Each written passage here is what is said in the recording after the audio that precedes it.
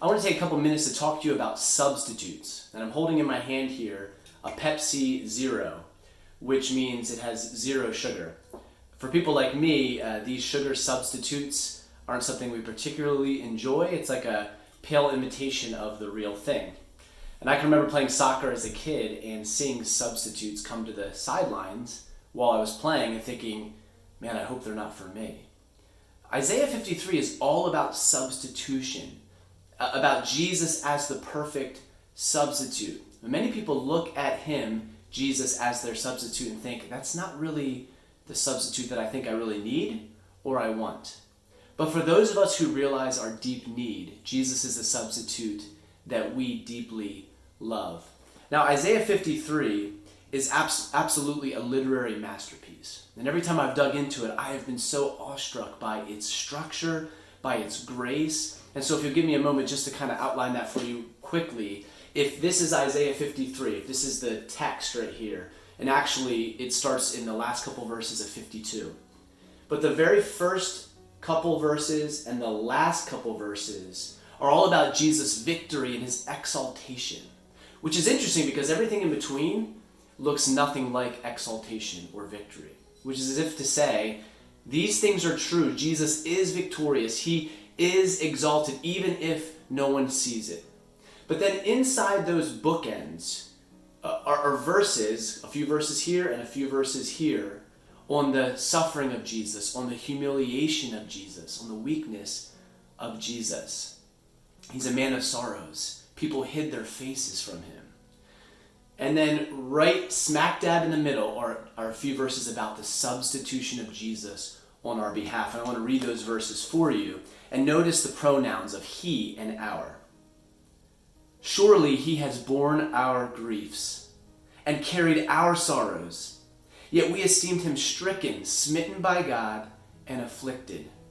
But he was pierced for our transgressions. He was crushed for our iniquities. Upon him was the chastisement that brought us peace, and with his wounds we are healed. All we like sheep have gone astray. We have turned everyone to his own way, and the Lord has laid on him the iniquity of us all. Jesus is so much more than just the premier example of love. He is that. But for those who realize their need, Jesus is our substitute. Here's the paradox, though, of Isaiah 53. This suffering servant, to the worldly person, is not a substitute that they think they want or need. Many people know Vincent van Gogh, who was a famous Dutch painter.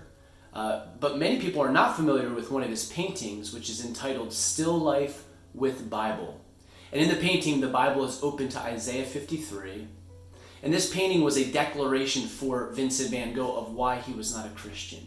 See, his father was a Dutch Reformed pastor, and Vincent van Gogh himself was studying to become a Dutch Reformed pastor.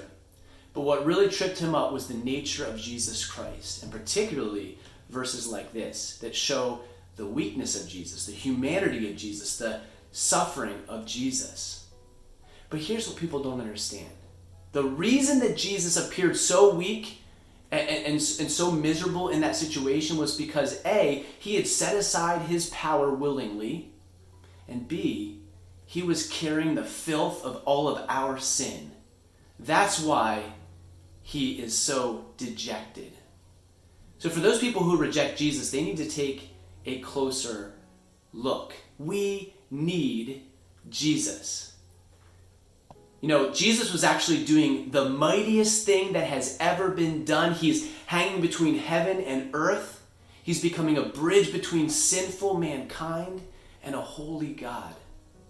So as we enter this Holy Week coming up, let Isaiah 53 rest on your heart, believer. Make it personal that Jesus died for you, that he loves you. And I think about those lyrics from a song we often sing. Oh, I can see it now. I can see the love in your eyes. Laying your life down, raising up the broken to life.